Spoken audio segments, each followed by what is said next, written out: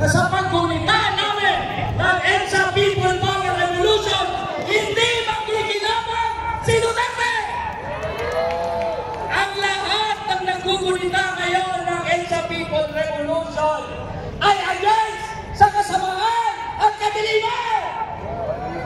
Nakakalimutan yata nila na ang People Power Revolution ay hindi revolusyon ng mga burgess, hindi revolusyon ng mga asindero, hindi revolusyon ng mga elite, hindi revolusyon ng mga trapo, hindi revolusyon ng mga political dynasties.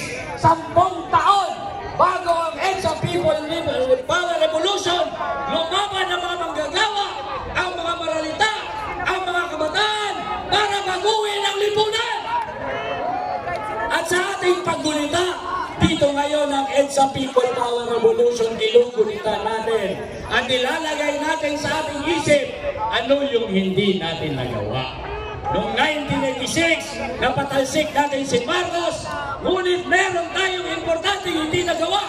Hindi nagkaroon ng tahasang political at social revolution. At nilalagay namin sa aming isip ngayon, pag nangyari ulit ang People Power Revolution, hindi maaaring walang tahasang pagbabago ng buong lipunan. At isa sa hindi natin nagawa, pinatalsik natin ang diktador, ngunit hindi natin siya naparusahan. Pag nangyari ulit na nagkaroon ng direktang interbensyon ng taong bayan upang patalsikin ang kadiliman at kasamaan, sisiguraduhin natin na may totoong accountability. Paparusahin natin si Rodrigo Duterte na mamatay tao. Paparusahin natin si Sara Duterte na mandarambong. At napaka-importante, gusto natin maparusahan si Sarang mandarambong, si Rodrigo mamamatay tao, dahil gusto natin maparusahan ang mga Marcos. Hindi magiging parehas ng 1986 pag tayo'y kumilos lang. Kailangan at alam natin, kailangan ng ating lipunan ng totoong revolusyon! Sapagkat ito ang people power ng kasalukuyang panahon.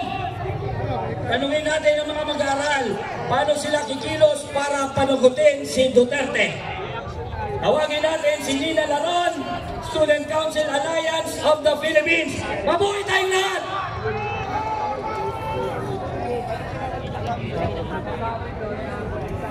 Hey!